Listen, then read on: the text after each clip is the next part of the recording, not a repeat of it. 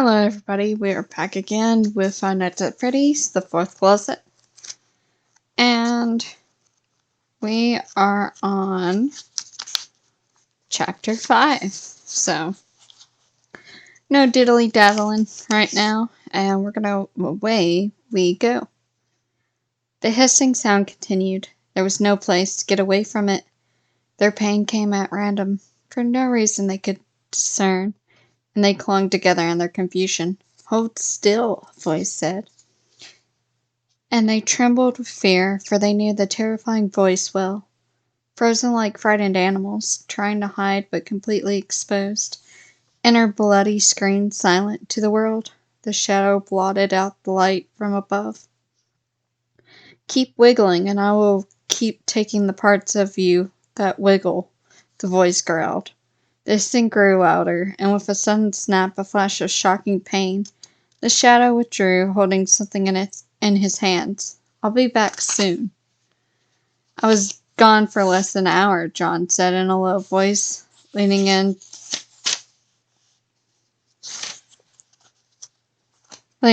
so Jessica could hear him over the sound of the hospital waiting room's TV.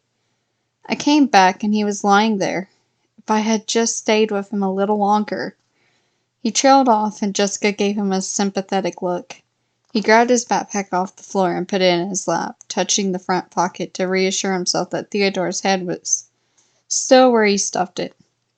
"Do you think it was someone with a grudge?" she asked, then flushed. "I don't mean just like it's not a big deal, but I mean, I'm sure Clay made his fair share of enemies being the police chief. It probably didn't have anything to do with," she glanced around and lowered her voice, "anything to do with us."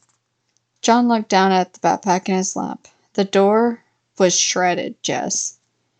Jessica looked nervously down the hallway like she was worried Clay might hear them. "Well, regardless, it's not your fault."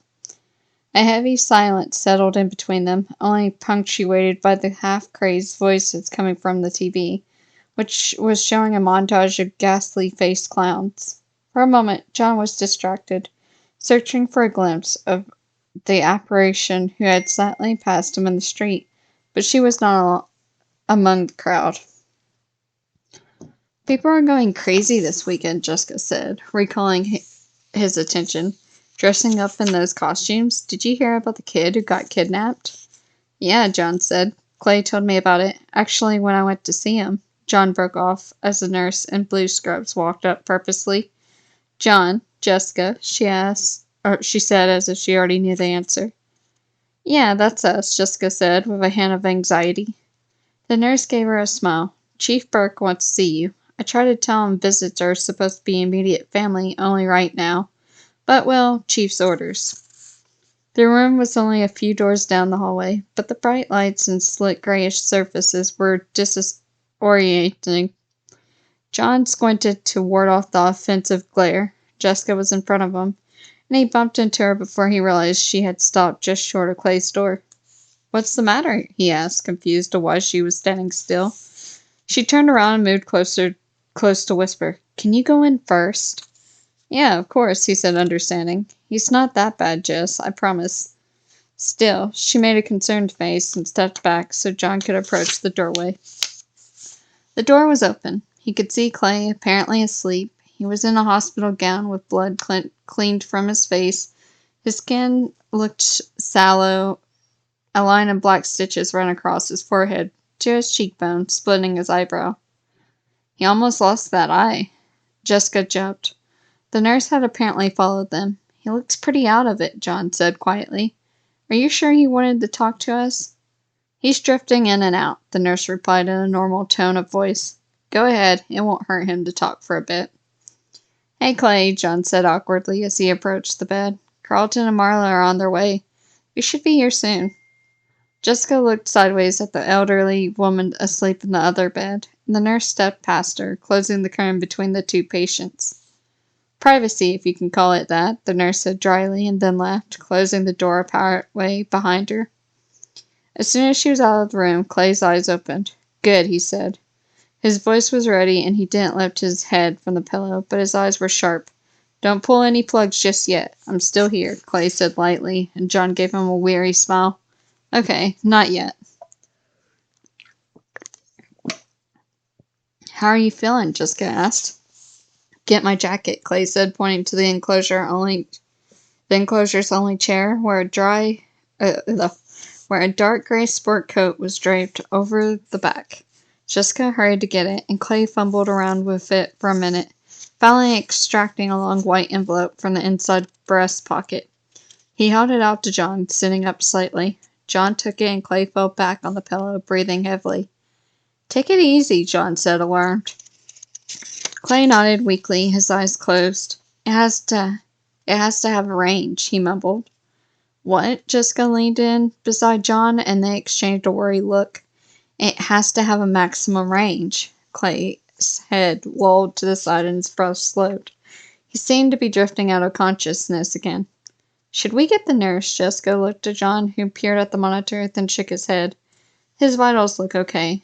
You're not a doctor, John. Shut the door a little more, John said, ignoring her. Jessica did as he asked, begrudgingly leaving it a few inches ajar. John turned the envelope over. It was unaddressed, sealed, and heavy. He opened it, and something small fell out. Jessica moved to grab it, and John took out the rest of the contents. It was a stack of photographs, about an inch thick. The top one was of him and Charlie in the restaurant, only the night before. It seemed to have been shot from outside the building, through the front window. John continued to browse the photos. Each one tracked through his evening with Charlie until they had parted ways. Eating, coming out of the restaurant, saying goodbye, the pictures were all taken from a distance. In some, the image was askew, or the figures blurry. The photographer had not been interested in composition. There was a last shot in the sequence. Charlie walking towards the crowd by the new pizzeria. John could make out the back of his own head in the bottom corner of the photo. He quickly put it behind the others and kept looking. The next sequence showed Jessica and Charlie in the clothing store, coming in and out of the dressing room in various outfits, talking and laughing. The pictures seemed to have been taken from the other side of the store. The edges of some were obscured by fabric, as if someone had been hiding behind a rack of clothes. John felt a stab of angry revulsion. The restaurant pictures were bad enough, but this seemed far more intrusive, an invasion of intimate moment. He glanced at Jessica. She had moved to the window, holding something up to the light, and after a moment, John realized that it was a strip of film. He squinted over his shoulder, and she lowered it, turning to face him. All the pictures on this are of us, she said quietly. He held up the stack of pictures. These two? Jessica held out a hand silently. He passed her half the stack, and they each sorted through their share. The photos covered several more moments in time. There was a set of Jessica and Carlton meeting Charlie at the cafe. John showed one to Jessica, and she nodded. That's when Charlie first got back, she said. Her brow furrowed, and she held up a shot of her, Charlie, and Marley coming out of the building. This is my apartment complex, she said, her voice tense. John, this looks like somebody hired a PI to follow all of us around. How did he get any of these? And why? I don't know, John said slowly, looking back down at the photos in his hand, the last in the stack. The picture had been taken in the night outside, but the figures were clear. He, himself, was facing the camera, his hands shoved into his pockets. The despair on his face visible even at a distance. Charlie had her back to the camera. She was hugging herself so tightly that you could see her fingers grip in the back of her dress, a contorted, useless comfort. Charlie. His head was too tight, and his chest ached. John reflectively bent the photo and put it in his pocket, then turned his head to make sure no one had noticed. Jessica said nothing. John cleared his throat. The reason I went to see Clay was that I wanted to show him something. Was it? What was it? What is it? Jessica stepped closer. John went to the door and peered out, then snuck a glance behind the curtain at the elderly woman. She was still asleep. He took off his backpack and got Theodore out. Jessica yelped, then slapped a hand over her mouth. Where did you get him? She demanded. John took a step back and startled by her sudden searing scrutiny. What's wrong with you? He asked. It's weird. I always hated that thing. Jessica flustered, her hands by her face. Charlie's robotics experiments always creeped me out, but it's kind of nice to see it. Well, this one has an interesting secret. Don't let Charlie see it. She's been throwing away things like that. Anything from her dad. It's probably some kind of 5-step grief acceptance thing, but still. No, I'm not going to show her this. This is going to sound crazy, but Theodore's been talking to me, and yesterday, he didn't have to continue. A gargled, silent, static-filled noise retched from the rabbit's head, and Jessica winced. Before she could say anything, the sound changed. Now that he knew the words, they were perfectly clear. Jessica tilted her head to the side, listening intently. Is he saying Silver Reef? She asked. Shining star, silver reef. Theodore was still repeating the phrase, but John shoved him back into his backpack and covered him with mostly clean t-shirt, muffling the sound. Remembering the picture, he bundled them back into the envelope and added them to the bag before zipping it back up. You got it quicker than I did, he told Jessica. She nodded absently, a faraway look in her eye. Silver Reef, she repeated. Does it mean anything to you? He asked with a spark of hope. It's a town near hurricanes, she said. Maybe Charlie's family used to live there, John said. Jessica shook her head. No, it's a ghost town. Nobody lives there. Jessica! John! Marla's voice pierced the quiet, and they turned to see Carlton beside her, his face pale and tense. He brushed past the others and went straight to the bed. Dad, are you okay? He hovered beside Clay, reaching out to touch his hand, then pulling away. Is he okay? He glanced back at the others, and Marla hurried forward, examining the monitors. He's okay, Carlton, Marla said, putting a hand on his shoulder, and he nodded sharply, not taking his eyes off Clay's still face. He'll be fine, John said, trying to sound confident. He was just awake, talking. The nurse said he's going to be okay. What happened? Carlton asked quietly, and John shook his head. I don't know, he said helplessly. I got there too late. Carlton didn't answer, but pulled a chair up beside the bed and sat down. He rested his chin on his fist, hunching over. It'll be okay, Marla repeated, then glanced around the room with a puzzled expression. Where did she go? Who's with you? Jessica asked alarmingly, looking to John. John was looking at the door. Charlie had stopped just outside the room. Charlie, hey, come in, he spoke loudly, wondering with guilt if she had heard any of the conversation that had just taken place. She stepped into the room but hung back. John glanced at his backpack on the floor at the foot of Clay's bed.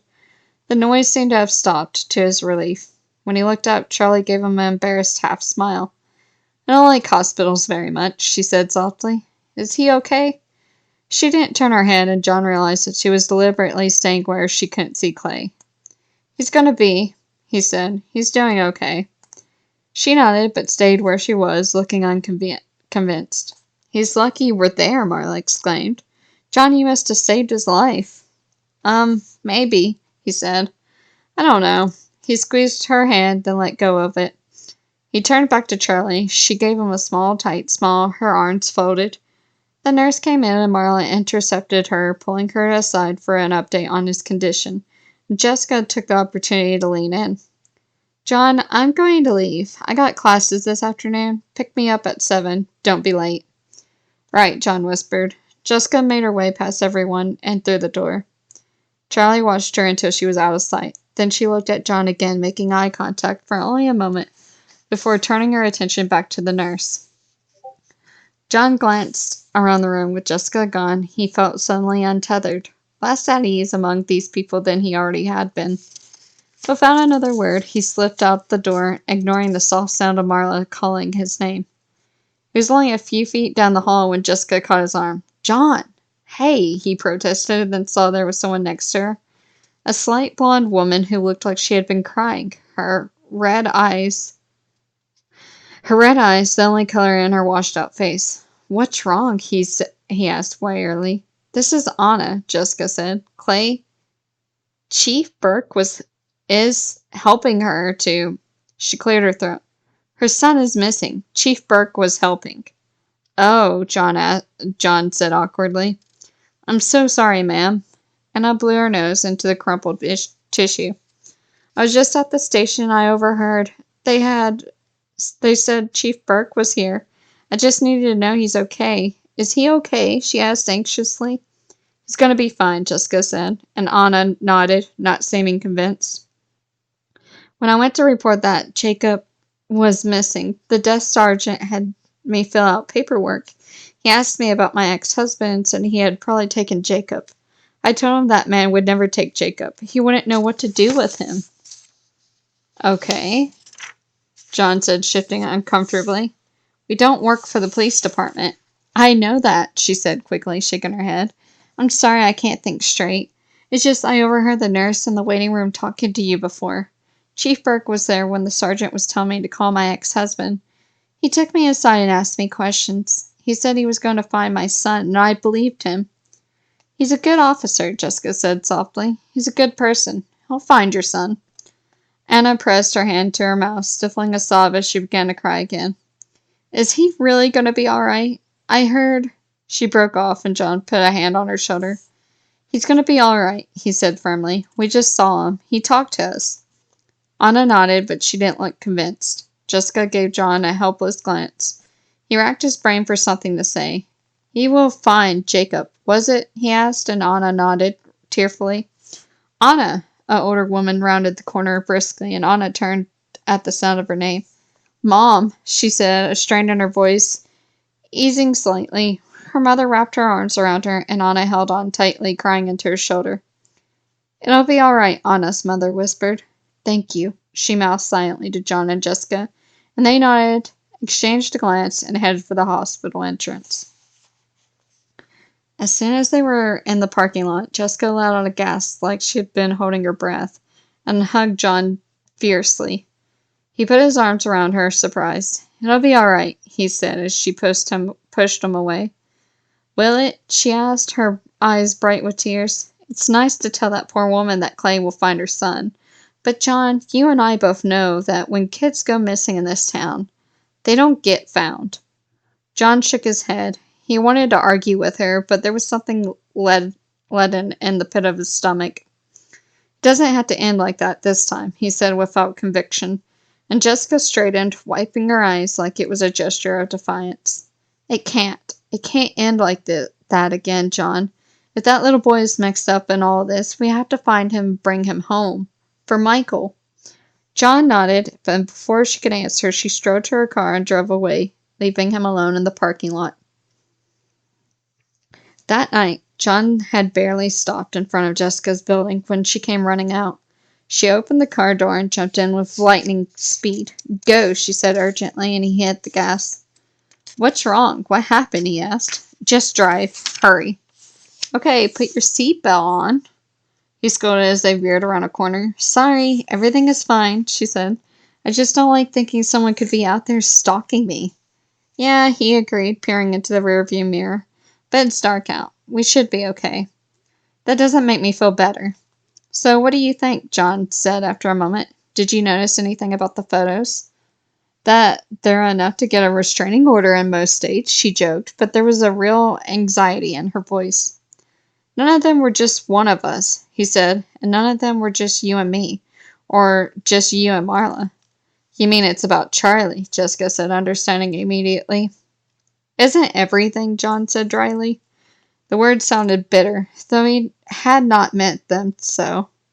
He glanced at Jessica, trying to gauge her reaction. She was staring out the window like she didn't hear him. In less than half an hour, they were at the ghost town. John stopped the car beside a wooden sign reading, Welcome to Silver Reef, and got out. Jessica followed.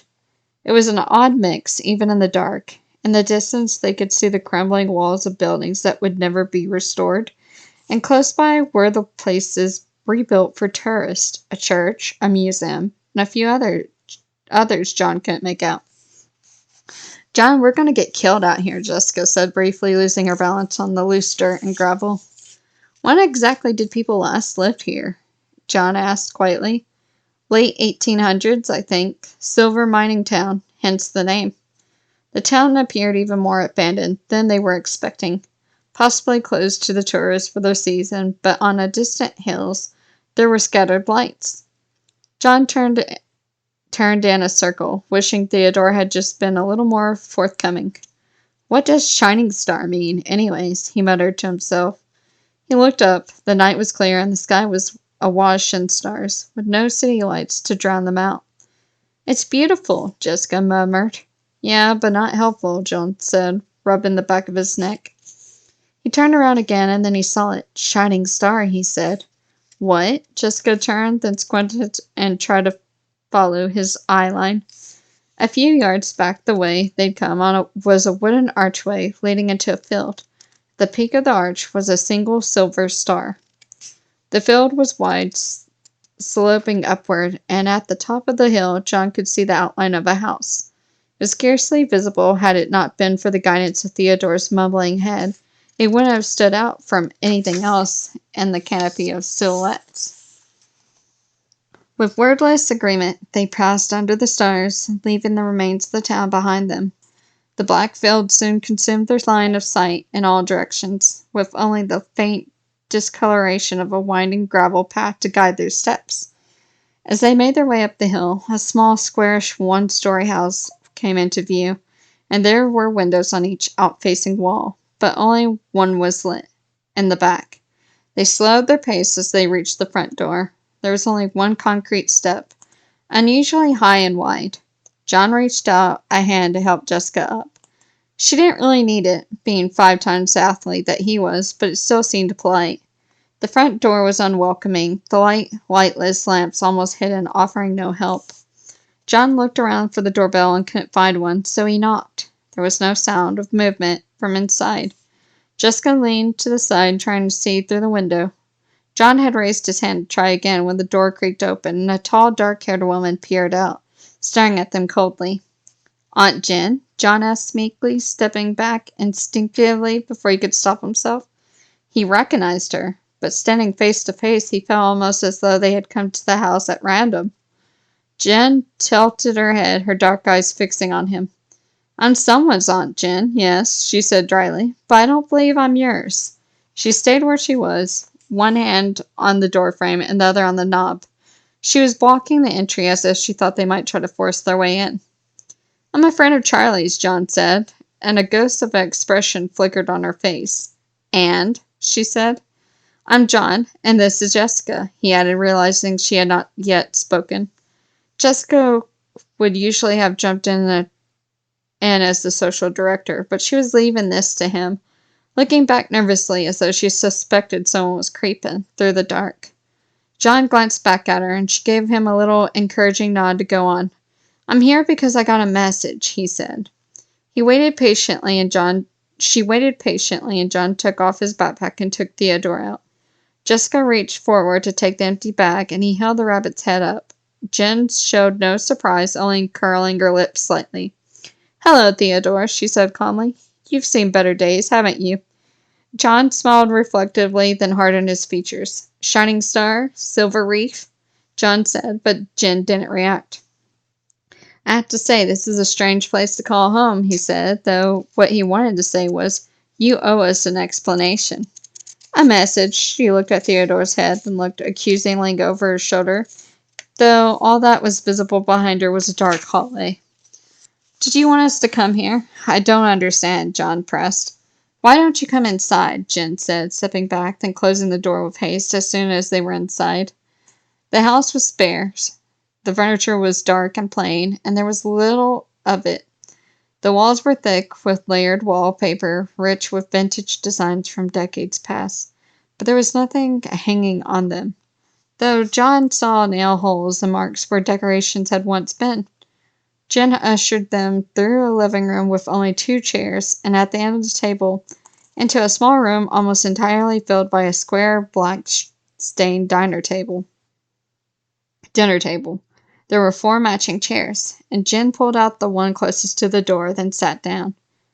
Please, she said, gesturing to the other chairs. John and Jessica made their way around the table to face her as she stared into the middle distance. So, is this where Charlie grew up? Jessica asked awkwardly as she sat down.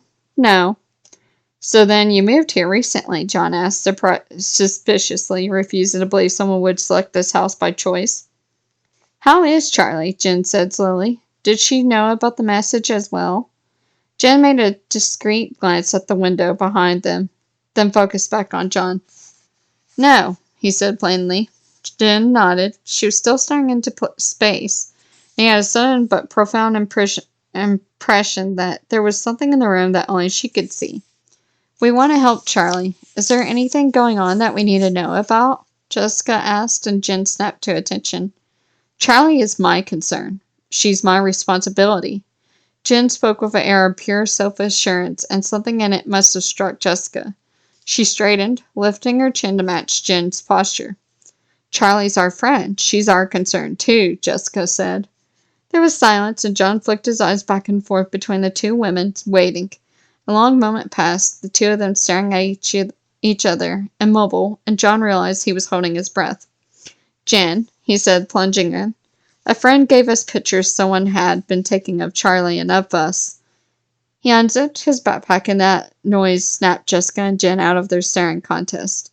He pulled the pictures Clay had given them out of their envelope, leaving the film, and placed them in front of Jen on the table. If you want to take responsibility for Charlie, look at these and tell me if they mean something to you. She began going through the stack, peering intently at each photo, then putting it each side, making a second neat pile of discards. Why don't you ask your detective friend what they mean, she asked. Because last night our detective friend was nearly murdered, John said. Jen didn't respond and continued her methodical progress through the pictures. When she had gone through all the pictures, she looked up at John. Her expression had softened slightly. The hostility had given way for something else, discomfort and fear. Is this all? She asked. Is there anything else? She cleared her throat. He said something before he lost consciousness. And what was that? John looked to Jessica briefly, then back to Jen. It has to have a range. It has to have a maximum range. He looked at her expectantly, but she showed no signs of recognition. I don't know what that means, she said. She put her chin in her hand, staring down again at the first picture in the stack. Then she shook her head. I know you mean well. She leaned back in the wooden chair, looking from John to Jessica and back again. I should tell you to go away, to forget her. All these years, she trailed off, then gave each of them a piercing look. Secrets petrify you. You hardened yourself against the world to keep them safe, and the longer you keep them, the harder you become. Then one day you look in the mirror, and you realize you turned to stone. She smiled sadly. I'm sorry. You're not going to tell us anything? We're here to help. We're Charlie's friends, Jessica insisted. If I didn't plan on telling you anything, I wouldn't have anything to be sorry about, Jen said, her mouth almost forming a smile. John collected the photos to put back in the back. If you have something to tell us, do it now, or we're leaving. I may not know much, but I know that girl isn't Charlie, or she is under some kind of influence. He waited for a response, but none came. She isn't herself, he added, sounding more desperate than before. Jen looked up at them. Her rigid face had broken. Tears were in her eyes. A knock came from the front door, and even Jen startled. She looked at the door, then back to John and Jessica. Her face was grave. That way, she said, in a voice barely above a whisper, pointing down the narrow hallway. Close the door behind you. The knock came again. John touched Jessica's arm and nodded, and they got out from the table, careful not to let the chairs make noise, as they dragged across the floor. The hallway was dark, and the only light coming from the room they had just left, and John kept a hand on the wall for balance. After a second, his eyes adjusted, and he could see an open door at the end of the hall. John, come on, Jessica whispered, grabbing his arm briefly as she pushed past him and hurried into the room. Yeah, he said, and stopped moving as his fingers touched the frame of the door. John, Jessica hissed. John tried the door. It opened easily. He peered in and recoiled. Someone's in there. John, Jessica whispered urgently as the knock at the door came again. John didn't move. It took only a second for him to register that the figure in the closet was not a person. It was about his height, with a roughly human shape, but it resembled nothing that had ever been alive. John stepped closer and took his keys from his pocket. He switched on the keyring pin light and swept it up and down quickly. His heart stopped. It was a skeleton, metal and naked wires, encased in nothing. Its arms hung at its sides and its head was bowed, exposing its open skull. The circuit silent and lightless. His face was bare and metal. John! Jessica was standing behind the door at the end of the hall, holding it open just a crack as she waited for him. John closed the closet door, blinded again in the darkness, and walked towards the sound of her voice like a beacon. His steps took ages, the air like molasses, as the thing in the closet echoed in his mind like a gunshot, drowning out everything else. In a daze, John reached the end of the hall as Jessica beckoned frantically. She grabbed his arm and pulled him inside carefully, closing the door behind him. "What is wrong with you? John, what was in the closet?" she whispered, still holding on to his arm, her nails digging in, bringing him closer to reality. He swallowed, it was holding a knife. "It was the machine Charlie's father built to kill himself," he said hoarsely. Jessica's eyes widened, and she stared at him like he was a ghost. The knock came again, much louder, and they both jumped. This time they could hear Jen's footsteps walking towards the sound. Jessica bent and pressed her ear to the keyhole. "Do you see anything?" John whispered. The front door creaked as it opened. "Charlie," John could hear Jen say. "What a nice surprise." Jessica twisted around in her crouched posture. "Charlie's here," she said, scarcely whispering, and John shrugged. "Aunt Jen, it's so wonderful to see you again." Charlie's voice came through faintly, but clear. Jessica stayed where she was, listening for more, but John was restless. He looked around the room. They were in a bedroom, at least. There was a bed, but it was mostly filled with cardboard boxes and old-fashioned wooden trunks. John stumbled around them for a moment, then froze, looking as though something had occurred to him. He knelt quietly and opened one of the chests, moving slowly to make no sound. "John, what are you doing?" Jessica whispered angrily.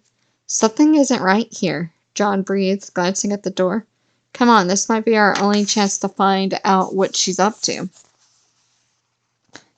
John shuffled through some of the papers in the first chest, then closed the lid and flipped up the top of a nearby cardboard box.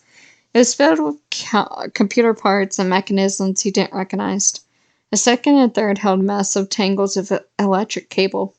"This looks like stuff I expect to find in Charlie's room," he murmured to himself. "Shh!" Jessica hissed, pressing her ear back against the door to the hall. "What's going on out there?" John said under his breath. "I can barely hear anything." Jessica shook her head. "Let me know if you hear someone coming." John moved to a large green chest, the paint almost entirely worn off. There was no lock. John knelt beside it, found the handle, and heaved it open, then shuddered, falling back and pushing himself away. "Jessica," he gasped, moving back to the chest and laying over it. "Shh!" Jessica hissed from the door, listening intently. "Jessica." "What, John?" "I'm trying to listen." It's Charlie," he said hoarsely. "In the chest." "What?" Jessica whispered. She turned around in annoyance, her face falling. She dropped to her knees and crawled to the chest, where John had gone back to looking down at what lay inside. Charlie was curled in the fetal position. She looked like she was sleeping with a pillow under her head, and blankets surrounded her. Her brown hair was a mess, her face was round. She was wearing a light gray sweatpants and a sweatshirt, both too large for her. John stared, his heart pounding so hard he could hear nothing but the rush of his own blood, not daring to hope until she took a breath, then another. "She's alive." John reached down into the trunk and touched her cheek. It was too cool. His mind snapped out of its first shock. "We have to get her out of here. She's sick." He stood and reached awkwardly into the trunk, then gently, cautiously lifted her out. He looked down at her in his arms, astonished, all his thoughts wordless, except Charlie. "Don't let me go." "Let go of me. What's happening?" Someone touched her cheek, a brief, startling spot of warmth. It was gone as quickly, leaving her colder than before. "Come back," she tried to say, but she could not remember how to make the words come out. "Charlie, that's my name. Someone is saying my name." Charlie tried to open her eyes. "I know that voice." Someone's arm reached down under her, lifting her from the cramped, dark place she had been so long that memories of somewhere else seemed like dreams. She still couldn't open her eyes. A woman said something. "I know them." She couldn't remember their names. The first voice came again. It was a man's voice, and she felt its reverberation as he pulled her against his chest, holding her like a child. Warmth radiated from him. He was solid and alive. Even standing still, he was filled with movement. She could hear his heartbeat just beside her ear. I'm alive. He said something, and the rumble of it shook her whole body. The woman answered, and then she was jostled painfully. We're going somewhere. She still couldn't open her eyes. It's going to be okay, Charlie, he whispered, and the sleeping world began to pull her down again. I want to stay, she began to panic. Then as she slipped into unconsciousness again, she grabbed hold of the last words he said. It's going to be okay. John clutched Charlie to his chest, then relaxed his grip, anxiously afraid of hurting her. How are we going to get her out? Jessica whispered, and he glanced around the room. There were windows, but it was high and narrow. Getting all three of them through it would take time. We'll have to run for it, he said in a low voice. Wait until she leaves. Jessica met his eyes. Her face ran over with all of the questions he had been asking himself for the last 6 months. A scream ripped through the silence between them, and John came alert. Someone screamed again. The door shuddered with the impact from somewhere in the house. John looked around wildly for escape, and his eyes lit on the closet door. There, he said, nodding towards it. Another bang, and the wall beside them shook. Another scream. And then scrambling sound like animals scratching at the door. Hurry, John whispered, but Jessica was already clearing the path. She moved ahead of him, moving aside boxes as quickly and soundlessly as she could. He carried Charlie carefully behind him, his whole being focused on holding her safe. Jessica shoved coats on hangers aside, making room, and they crammed themselves into the space. It's going to be okay, Charlie, John whispered. Jessica closed the door behind them, then stopped, her hand on the knob. Wait, she whispered. What? Jessica ran across the room, carelessly, her steps thudding on the wood floor. Jessica, what are you doing? John hissed, shrinking back further into the recess of the closet, awkwardly shielding Charlie's head from the hangers and hooks with his elbow. Jessica reached the window, snapped open the lock, and threw it open with a loud bang. John gasped as Jessica raced on tiptoes back to the closet, this time making no noise. She nestled in beside him, leaving the door open just a crack, and rested a hand on Charlie's shoulder. Within an instant, the bedroom door opened and someone stepped through. The light came from the rest of the house, filtered in dimly, and through the tiny crack in the door they could barely make out a silhouette in red, walking purposely across the room. The figure paused for a moment, looking outside, then the rush of movement, too quick to follow, vanished out the window.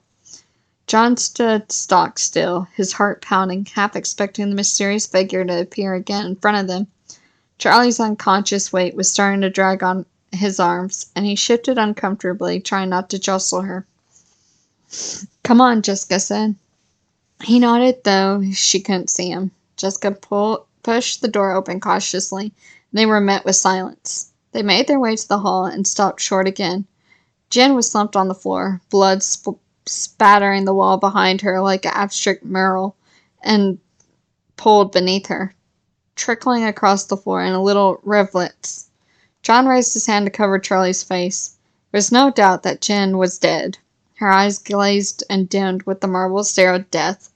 Her stomach laid open. We have to go, he said hoarsely, and they turned from the grotesque scene and hurried out of the house. They ran headlong down the hill. John stumbled on the uneven gravel, barely catching herself, and Jessica turned back. Go, he grunted and clutched Charlie tighter, slowing his pace just a little. At last they reached the car, and Jessica opened the back door, got in, then scooted over to the far side and reached out to help him put Charlie inside. Together they laid her across the back seat, placing her head in Jessica's lap. John started the car. As they sped through the night, he kept checking the rear-view mirror, reassuring himself Charlie still slept, as Jessica twined her fingers in her hair, looking down at her face in wonder. John met her eyes in the mirror and saw his own thoughts on her face. She's here. She's alive.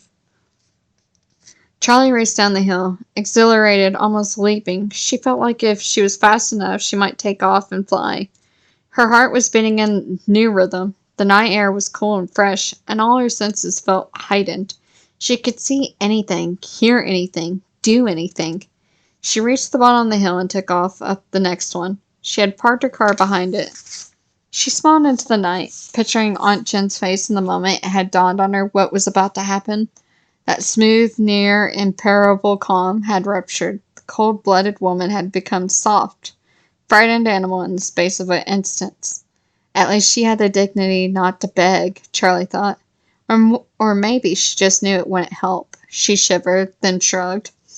They had been having pleasantries. Then Charlie gave Jen a wide, cruel smile, and Jen screamed. Charlie advanced on her, and she screamed again. This time Charlie choked off the noise, grabbing Aunt Jen by the throat. She lifted her off her feet and slammed her into the door with such force it clattered in its hinges. Her aunt tried to crawl away, and she caught her by her hair, now sticky with blood, and threw her into the wall again. This time she did not try to run, and Charlie crouched beside her and put a hand around her throat again, taking her time now, relishing the feeling of her aunt's pulse beneath her fingers, and the terrified look in her eyes. Jen opened and closed her mouth, gawping like a fish, and Charlie watched for a moment, considering. "Is there something you'd like to say?" she said, mockingly. Jen made a tiny pained nod, and Charlie leaned in close so she could whisper, keeping an iron grip on her throat. Jen took a thin, rattling breath, and Charlie reluctantly lightened the pressure enough to let her speak.